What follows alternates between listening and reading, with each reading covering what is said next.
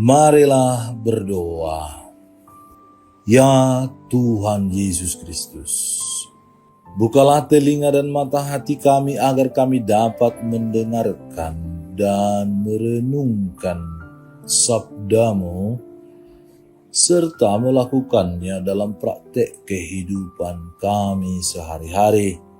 Cerahkanlah pikiran dan pemahaman kami dengan terang Roh Kudus-Mu sehingga kami tidak hanya mendengarkan sabda-Mu, tetapi juga mampu mewujud nyatakannya konkret dalam pertobatan kami di masa Prapaskah ini, dan membuat kami semakin kudus dan semakin sama dengan Engkau, Allah Bapa kami yang adalah kudus, sehingga kami dapat mencicipi keselamatan di dunia ini dan kebahagiaan kelak bersatu bersama dengan pengantaran Kristus Tuhan kami yang hidup bersama di dalam persekutuan Roh Kudus, Allah meraja kini dan sepanjang segala masa. Amin.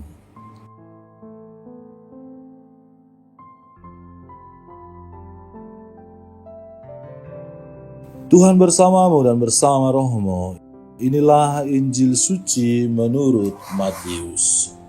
Dimuliakanlah Tuhan. Dalam khotbah di bukit, Yesus berkata kepada murid-muridnya, mintalah maka akan diberikan kepadamu, carilah maka kamu akan mendapat, ketuklah maka pintu akan dibukakan bagimu.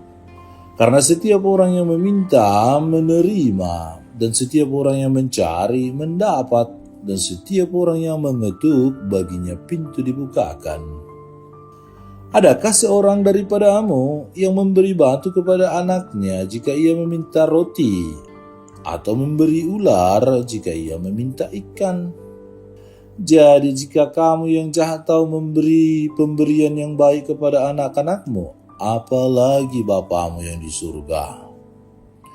Ia akan memberikan yang baik kepada mereka yang meminta kepadanya. Segala sesuatu yang kamu kehendaki supaya orang perbuat kepadamu, perbuatlah demikian juga kepada mereka.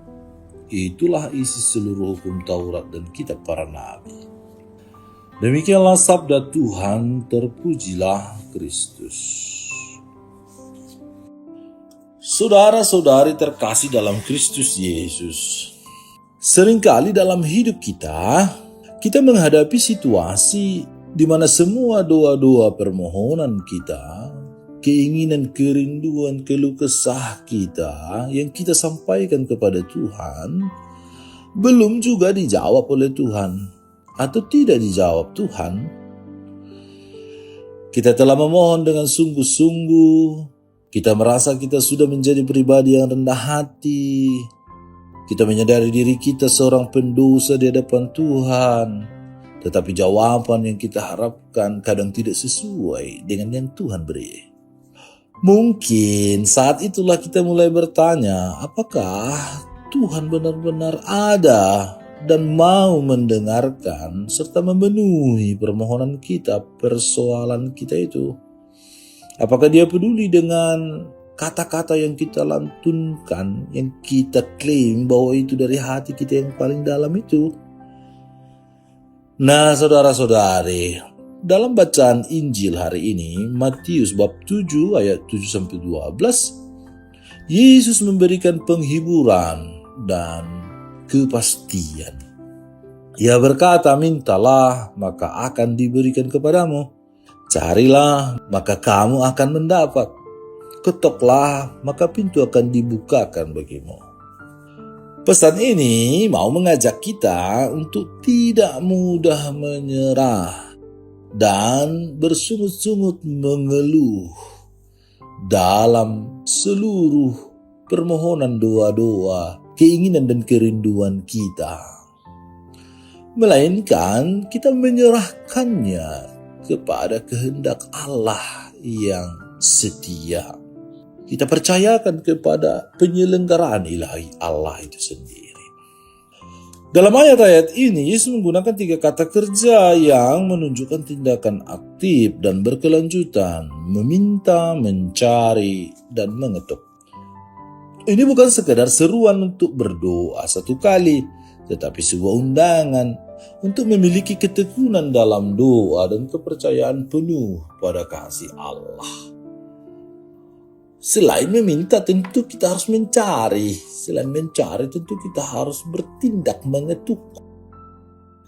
Yesus kemudian mengilustrasikan bagaimana seorang bapa duniawi, bapa kita yang ada bersama dengan kita sejak kita kecil sampai kita besar, yang tentu penuh dengan keterbatasan dan kekurangan, bahkan penuh dengan dosa mungkin.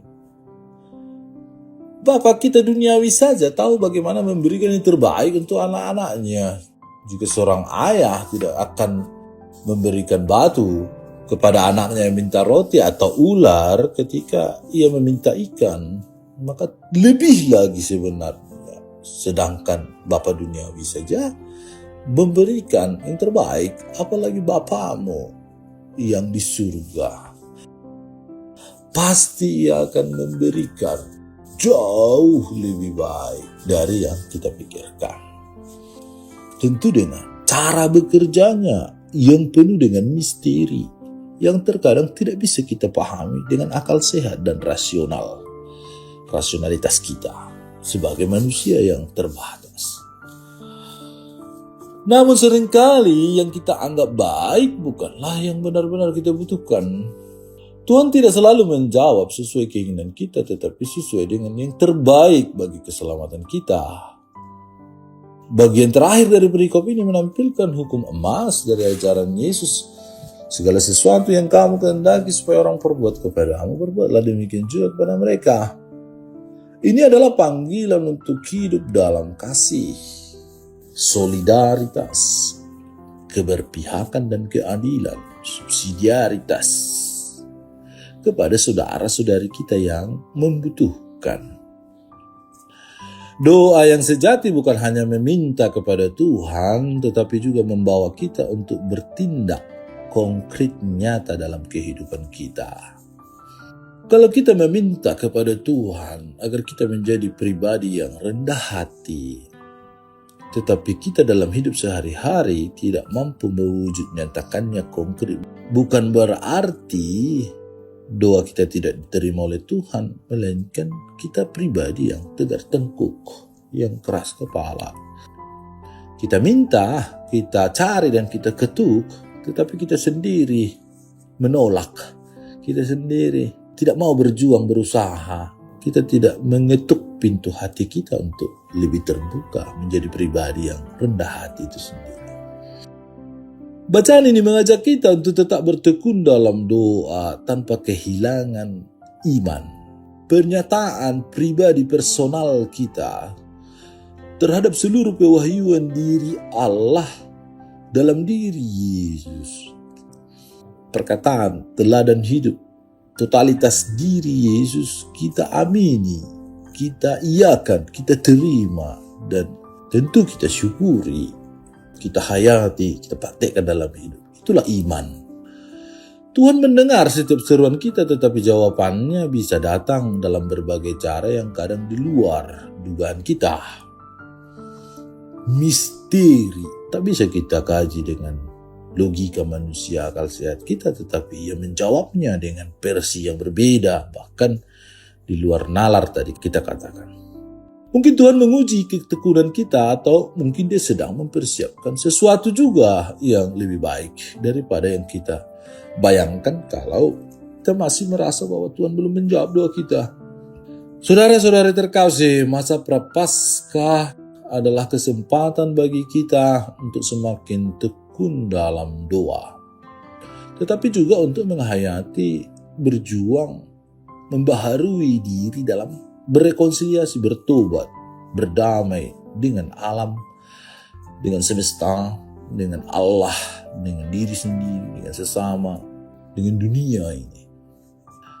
Kita diajak untuk lebih mendekatkan diri kepada Tuhan, membangun relasi yang intim, yang dalam, intens, yang berasal dari usaha, tekad, dan niat yang sungguh-sungguh lahir dari kemauan melalui doa, dan menyediakan waktu lebih banyak untuk doa pribadi Boleh juga kita bersama keluarga, komunitas, gereja, stasi, paroki, rayon, wilayah, KPKFan, atau kelompok-kelompok kategorial. Dalam masa pertobatan ini kita juga dipanggil untuk mencari Tuhan dengan hati yang merendah, merenungkan kehidupan kita, serta melihat hal-hal yang menghalangi kita untuk semakin dekat dengannya. Langkah konkret yang dapat kita lakukan adalah menerima sakramen tobat dengan hati yang tulus, menyadari keberdosaan kita, kerapuhan kita, menyadari kita bukanlah siapa-siapa di hadapan Tuhan, hanya debulah aku di alas kaki-Mu Tuhan. Menyadari bahwa rahmat pengampunan Allah selalu tersedia bagi kita yang mau kembali kepada Allah, kepada Tuhan, kepada kebaikan lewat pertobatan. Selain itu, pertobatan sejati juga harus diwujudkan dalam kasih yang nyata kepada sesama kita. Yesus mengajarkan bahwa sebagaimana kita mengharapkan kebaikan dari orang lain, kita pun harus terlebih dahulu berbuat baik. Maka kita diajak untuk mengetuk pintu belas kasih Tuhan dengan tindakan nyata dalam hidup sehari-hari, seperti membantu mereka yang masih berkekurangan, memberi perhatian kepada orang yang kesepian, serta mengampuni mereka yang telah menyakiti kita. Berpihak kepada kemanusiaan, martabat manusia, selalu memperjuangkan kebaikan umum, kebaikan bersama, bonum comune. Masa Prapaskah bukan sekedar juga tentang refleksi batin, tetapi juga tentang bagaimana kita mewujudkan kasih Allah melalui sikap dan perbuatan kita. Iman tentu harus nyata dalam perbuatan. Iman tanpa perbuatan adalah kesia-siaan. Iman tanpa perbuatan adalah hampa, kekosongan belaka. Maka antara iman dan perbuatan, antara refleksi batin, pertobatan batin harus tampak dalam kehidupan nyata. Dengan demikian, kita tidak hanya menjadi pribadi yang dekat dengan Tuhan, tetapi juga membawa terang, menjadi garam, menjadi tanda, menjadi saksi konkret kehadiran Allah, perpanjangan tangan Allah di dunia ini, untuk saudara-saudari kita, untuk dunia ini yang belum merasakan kasih, belum menikmati kebahagiaan itu sendiri. Dan kelak kita akan bertemu bersama atas iman dan perbuatan yang sejalan, yang nyambung, yang menyatu.